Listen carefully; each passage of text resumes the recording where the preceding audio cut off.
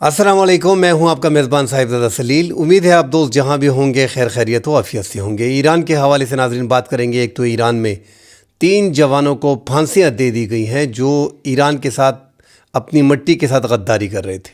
ایران اپنی نئی چالیں چل رہا ہے، ایسے لگ رہا ہے کہ ایران بھی یہ جنگ بندی نہیں چاہتا۔ مذاکرات کی باتیں ہو رہی ہیں مگر ایک طرف امریکہ اپنی شرائط پہ مذاکرات کرنا چاہتا ہے اور اس جنگ سے بھاگنا چاہتا ہے، دوسری طرف اسرائیل لبنان کے کچھ حصے پہ قبضہ کرنا چاہتا ہے۔ تو ایسے میں مذاکرات اور معاہدے کی خبریں خواب لگتی ہیں۔ ناظرین ڈیٹیل میں اس پہ بات کریں گے۔ پاک افغان جو جنگ بندی تھی وہ بھی ختم ہو گئی ہے، پاکستان نے اعلان کر دیا، اس حوالے سے بات کریں گے۔ ڈیٹیل میں بات کرنے سے پہلے دوستوں سے گزارش ہے کہ ہمارے چینل کو لائک اور سبسکرائب ضرور کیجیے گا۔ ناظرین ایک تو ڈونلڈ ٹرمپ نے جیسے ہی وہ اٹھتا ہے تو کسی نہ کسی کی درگت بنا دیتا ہے۔ اب یورپی یونین پہ ایک تو گالیوں کی بوچھاڑ کر دی ہے امریکہ کے صدر نے، دوسری طرف ان پہ 25% ٹیرف بھی لگا دیا، اور ساتھ ہی جب اٹھتا ہے صبح سویرے تو بلا ناغہ پاکستان کی تعریفیں اور پاکستان کی فیلڈ مارشل عاصم منیر کی تعریفیں جو ہیں اس کے پل باندھ دیتا ہے۔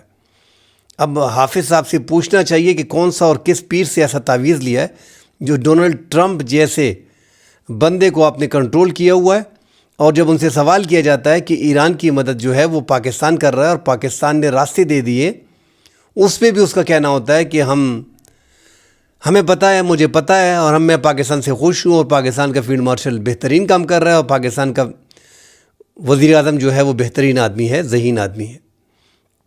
باقی پوری دنیا کی وہ گالیاں اور بیزتیاں جو ہیں اس کا معمول بنا ہوا ہے۔ ایران کے بارے میں جو ان کا ابھی لیٹسٹ جو انہوں نے ٹویٹ کی اور ایک خطاب کیا، اس کے دوران بھی ناظرین کافی جو ہے اس نے جو ہے وہ ایسے الفاظ ادا کیے ہیں کہ اگر ایران ایٹمی ہتھیار ان کو بنا دیتے ہیں تو وہ انہیں اسرائیل اور مشرق وسطیٰ اور یورپ کے خلاف استعمال کریں گے۔ میرا خیال ہے کہ اس کے بعد ہماری باری آئے گی۔ اور ساتھ ہی جو انہوں نے یہ جو آخری بیان انہوں نے دیا ہے کہ ہمیں تو یہ بھی نہیں پتہ کہ ہم کس سے بات کر رہے ہیں، جو ٹیلی فونک بات وغیرہ ہوتی ہے، حالانکہ اب تک ایران نے ان کے ساتھ ٹیلی فونک بات نہیں کی، پاکستان کی طرف سے پیغامات جاتے ہیں، مگر جھوٹ اور بہتان اور تہمت کی بھی ایک حد ہوتی ہے، مگر ٹرمپ کی وہ حد نہیں ہے۔ ہمیں تو یہ پتہ نہیں ہوتا کہ ہم کس سے بات کر رہے ہیں۔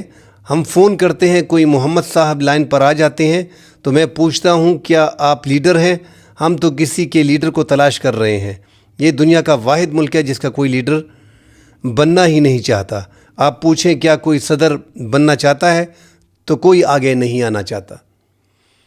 یہ ایران کے بارے میں کہہ رہے ہیں، اور ساتھ یہ بھی کہہ رہے ہیں کہ مجھے دکھ ہے کہ ایران کے اچھے لوگ تھے جو مر گئے ہیں سارے۔ تو وہ ایک تکبرانہ سٹائل ہے ایک ایسے بندے سے جو جوکر ٹائپ ہو، اور وہ دنیا کے اتنے بڑے ملک کا 35 کروڑ لوگوں کا صدر ہے، اور مذاکرات جنگ میں مانگ رہا ہے، چلتی جنگ میں یہ معاہدہ کرنا چاہتا ہے اور مذاکرات کے لیے بھاگا دوڑا ہے۔ اب منت سماجت ایران کی کر رہا ہے۔ ایران میرے خیال میں چالیں چل رہا ہے۔ ایران کو اس جنگ بندی کی ضرورت ہی نہیں ہے، وہ جنگ جیت چکے ہیں۔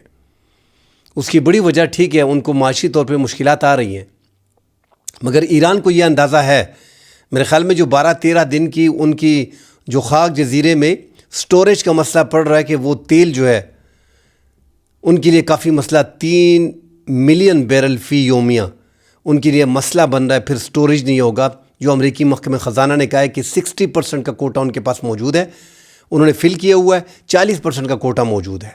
اب وہ ان کے لیے مختلف خبریں آ رہی ہیں، کچرے کے ڈرم دیکھ رہے ہیں، پائپ لائن دیکھ رہے ہیں، چائنا کو دے رہے ہیں، ریلوے لائن کی ذریعے جا رہی ہیں، مگر یہ ساری باتیں ناظرین ایک سائڈ پہ ہیں۔ پاکستان نے راستے دے دیے ہیں، ہو سکتا ہے کہ پاکستان کے زمینی راستے اس سے پھر بڑی آسانی سے جو ہے وہ تیل ٹرانسفر کیا جا سکتا ہے، مگر ساتھ ہی ان کے پاس کوئی دوسرا حل بھی ہے، اور اس حل کے ساتھ انہوں نے پوری دنیا کی معیشت کو روکا ہوا ہے۔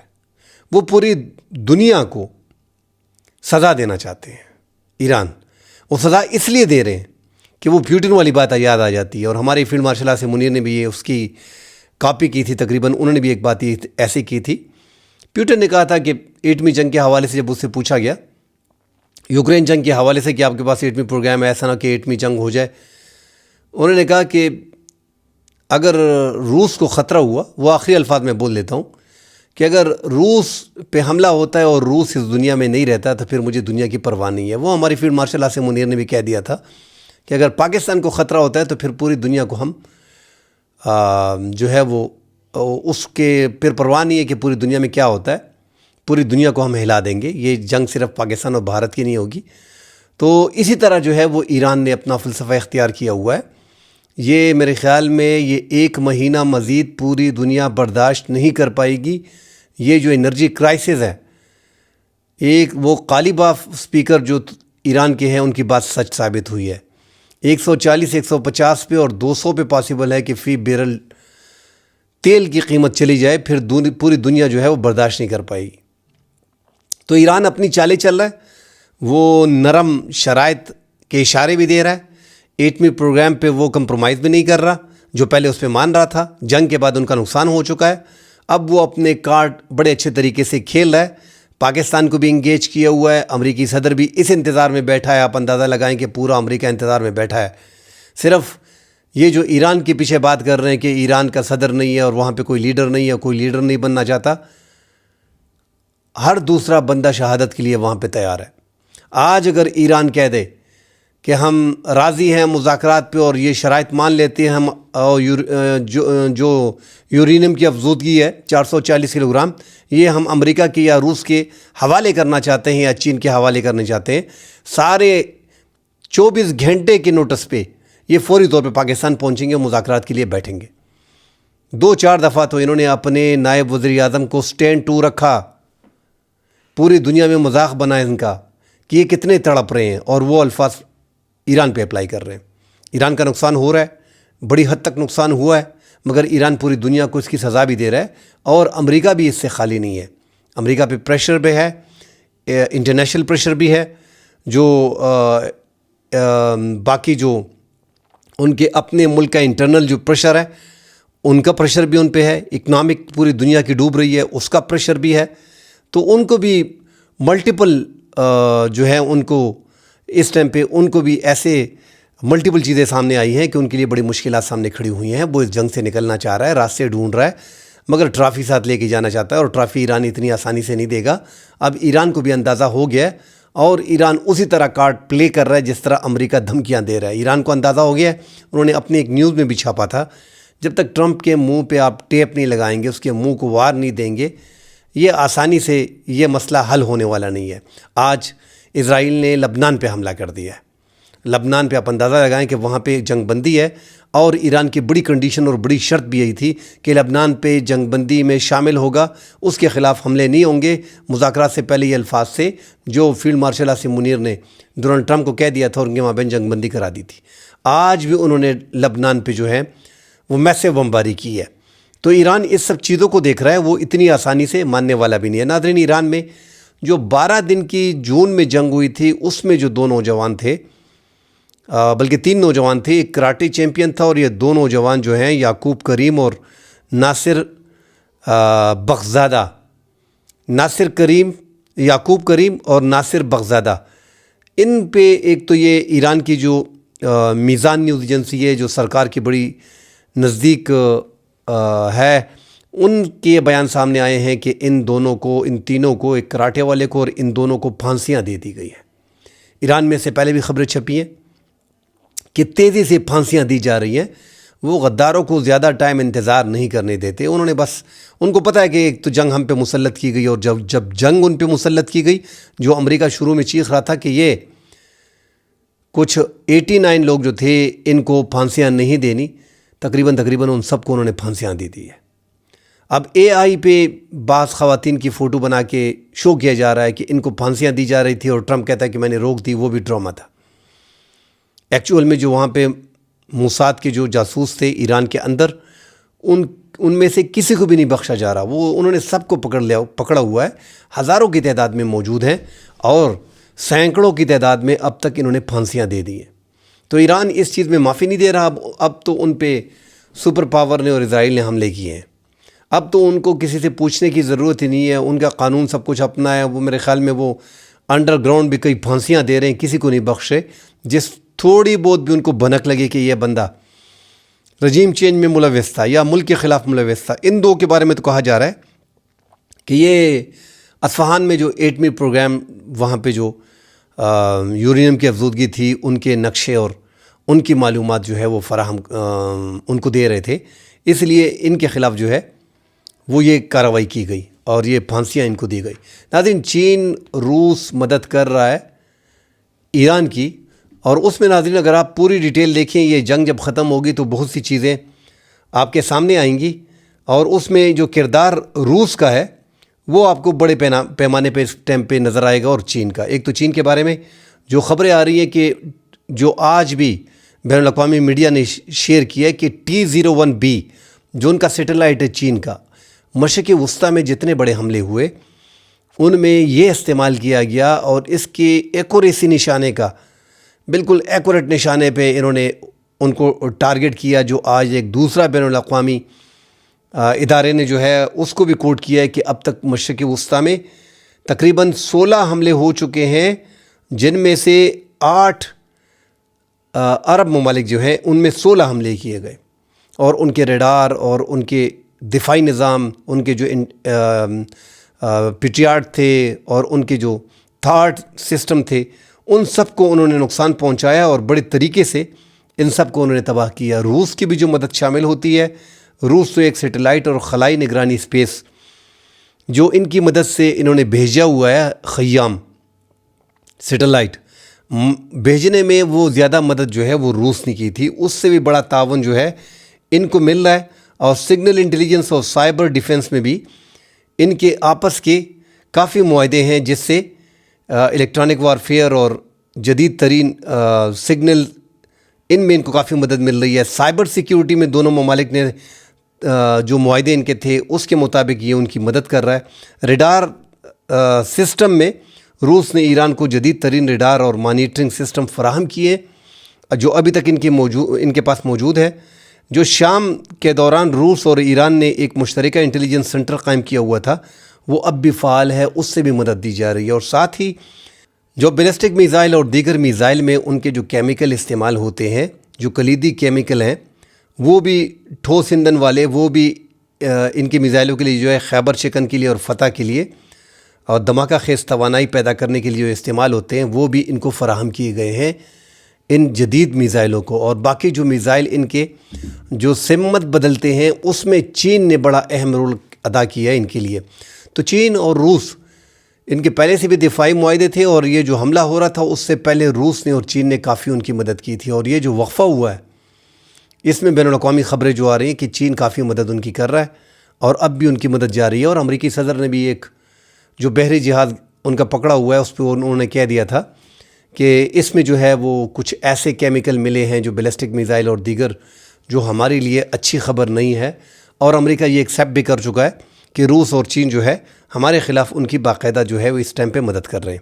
ناظرین، ساتھ بات کریں گے پاک افغان کشیدگی پہ۔ ایک تو جنگ بندی کے بارے میں خبریں تھی ابھی تک کہ جو عید کے بعد چھوٹی عید جو گزری ہے اس میں 3 دن کی جنگ بندی پاکستان نے کی تھی، اس کے بعد ایسا لگ رہا تھا کہ مکمل جنگ بندی ہے اور افغانستان وائلیٹ کر رہا ہے، خلاف ورزی کر رہا ہے۔ آج پاکستان کے دفتر خارجہ کے ترجمان نے یہ خبر جاری کی ہے کہ ہماری جنگ بندی 3 دن کی تھی، وہ ختم ہو گئی ہے، باقی کوئی جنگ بندی وغیرہ نہیں ہے۔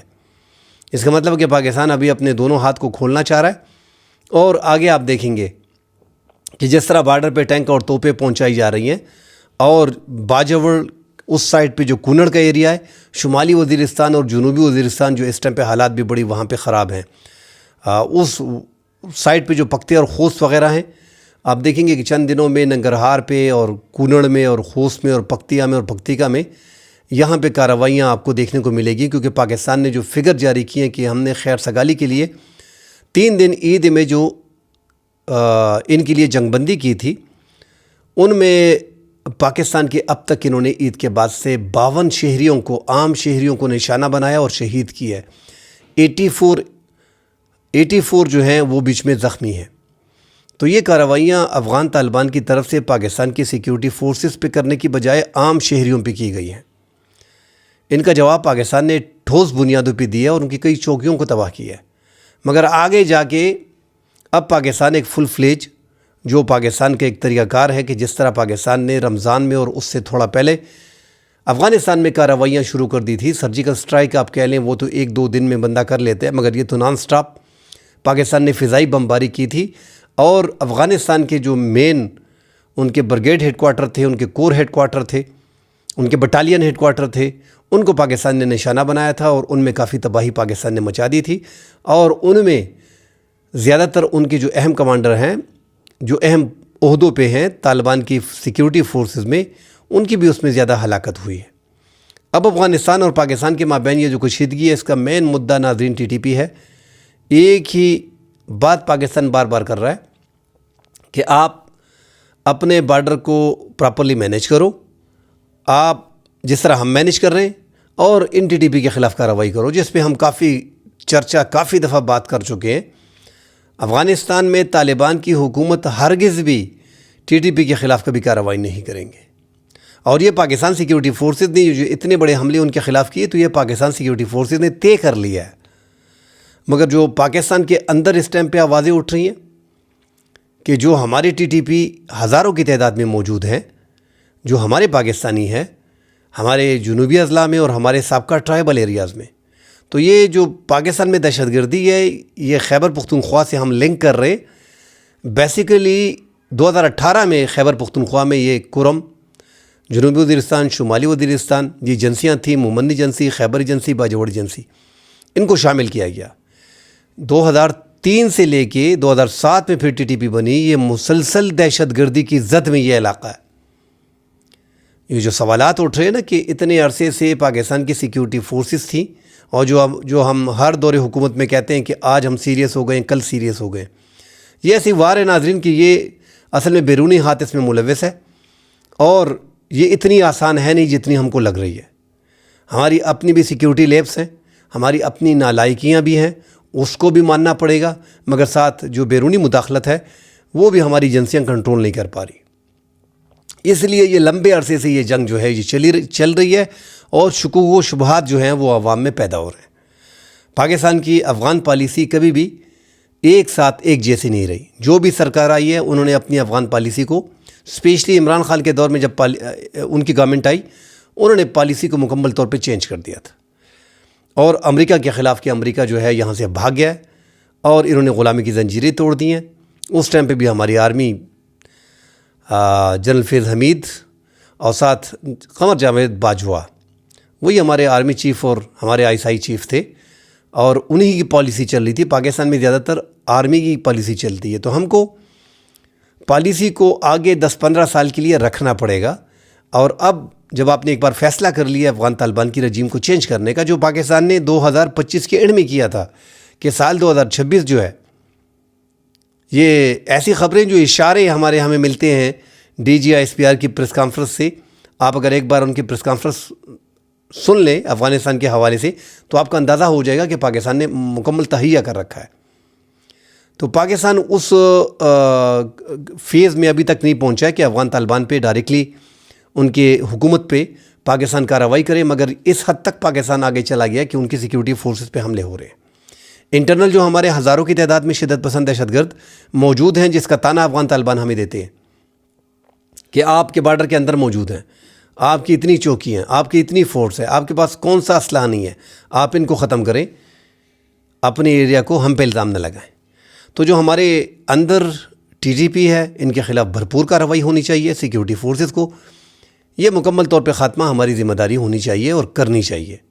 مشکل حالات ہیں، پہاڑی علاقے ہیں، گوریلا وار لڑتے ہیں، اور ان کے پاس جو امریکہ نے $7.2 بلین کا اسلحہ چھوڑا ہے، یہ جو آج ہم پہ افغان طالبان الزام لگا رہے ہیں کہ آپ انٹرنل ان کو دیکھیں، اور آپ سالوں سال سے، ہم تو ابھی 2021 میں آئے ہیں، یہ 2007 سے آپ کے خلاف لڑ رہے ہیں. اب بھی یہ جو مدد ہو رہی ہے، اس سے پہلے تو مدد باہر سے ہو رہی تھی، مگر یہ جو $7.2 بلین کا اسلحہ امریکہ نے چھوڑا، اور آپ نے ان کو نائٹ گگلز، آپ نے ان کو سنائپرز گنز، جو 1-8 کلومیٹر سے وہ سیکیورٹی فورسز کو گھات لگا کے نشانہ بنا لیتے ہیں، آپ نے ہر وہ ایکوپمنٹ، جدید ایکوپمنٹ ان کو دے دیا ہے، ان کو لیس کر دیا ہے. اب تو ان کے پاس جدید ٹیکنالوجی، ڈرونز اور کواد کاپٹر بھی آ گئے ہیں، جو افغان طالبان کی مدد سے ان کو پہنچ رہے ہیں. تو ان کی مدد بڑھنے کے بعد پاکستان میں دہشت گردی میں اضافہ ہوا ہے، اس لیے پاکستان آپ کے خلاف کارروائی کر رہا ہے. پاکستان، اگر آپ ٹریک ریکارڈ پورا ریکارڈ دیکھیں، شدت پسند دہشت گردوں کا، تو اس میں 2021 میں افغان طالبان کے آنے کے بعد پاکستان میں کارروائیاں شروع ہوئی ہیں۔ تو افغان حکومت اگر اپنی بات کرتا ہے کہ پاکستان اپنے علاقے میں TTP کو دیکھے، تو پاکستان آپ کو فگر دے رہا ہے کہ آپ کے آنے سے، آپ کے معاہدوں میں سے، آپ کے ساتھ یہ جو لڑے ہیں، ہمارے پاس پروف ہیں کہ آپ کے پاس کتنے پاکستان کے TTP کے شدت پسند موجود ہیں، کتنے کو اپنے ٹھکانے دیے، کہاں کہاں پہ ہیں۔ تو آپ کے آنے کے بعد کتنا اضافہ پاکستان میں ہوا، وہ پاکستان نے کئی بار ان کو ایویڈنس دیا ہے۔ اور ان افغان طالبان، ان کا ایک ہی مطالبہ ہے، انہوں نے جو معاہدے کیے ہیں، انہوں نے پاکستان پہ زبردستی مسلط کر دینا ہے، جو پاکستان کو بار بار، جب پاکستان ان سے 2021 میں ان کو لانے کے بعد یہ پاکستان کے پراکسی کے طور پہ تصور کیے جاتے تھے، اب بھی افغان عوام زیادہ تر ان پہ اعتبار نہیں کرتے، وہ یہی کہتے ہیں کہ یہ پاکستان کے پراکسی ہیں۔ وہ دوسری بات ہے کہ ہمارے ہاتھ سے نکل گئے۔ پاکستان جب یہ حکومت میں آ گئے، بار بار ان سے کہتا تھا کہ یہ جو TTP ہے، ان کا علاج کریں، ان کا علاج کریں۔ 2022 تک آج کرتے ہیں، کل کرتے ہیں، بات کر لیتے ہیں، ہو گیا، کل کر دیا۔ پاکستان سمجھ گیا کہ یہ ویسی بات نہیں کر رہے۔ پھر انہوں نے اوپنلی پاکستان کو کہہ دیا کہ ٹھیک ہے، کارروائی تو چھوڑیں، ہم ان کو آپ کے ساتھ بٹھا دیتے ہیں۔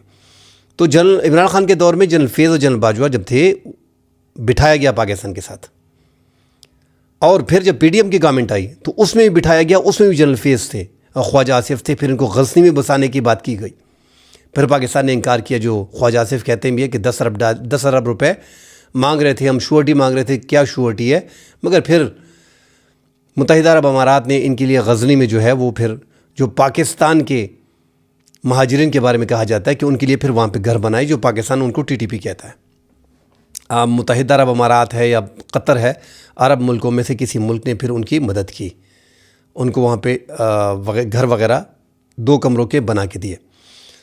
یہ ناظرین، یہ پالیسی آپ کو برابر کرنی پڑے گی۔ افغانستان کی پالیسی کو 15-20 سال کے لیے آپ کو لاک کرنا پڑے گا۔ جو بھی حکومت آتی ہے اس کو آپ کو پرسو کرنا پڑے گا۔ یہ جو خیبر پختونخوا میں شدت پسندی دہشت گردی ہے، اس کو بھی ان کے ساتھ لنک کر دینا چاہیے کہ 20 سال کے لیے یہی پالیسی ہے۔ آپ دیکھیں کہ یہ ساری شدت پسندی دہشت گردی ختم ہوتی ہے کہ نہیں ہوتی۔ ان کی وجوہات تو کافی زیادہ ہیں، 1979 سے لے کے، اس پہ کبھی اگلے ولاگ میں ڈیٹیل سے بات کریں گے۔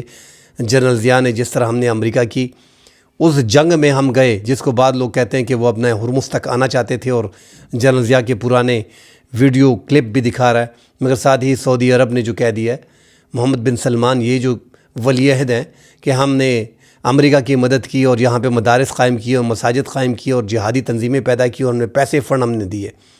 تو کافی فنڈ اس ٹائم پہ آیا تھا، پیسے تو ختم ہو گئے ہیں۔ کلاشنکوف کلچر، جہادی کلچر، دہشت گردی کا کلچر، سمگلنگ کا کلچر یہاں پہ رہ گیا، جو اب 20 سال مزید لے گا۔ 20 سال تو گزر گئے، 20 سال مزید لے گا۔ یہ کبھی اگلی ولاگ میں ڈیٹیل پہ اس پہ بات کریں گے، جو پاکستان نے افغانستان میں جہاں جس ٹائم کردار ادا کیا، ہمیں کیا فائدے ہوئے، کیا ہمیں نقصان ہوئے۔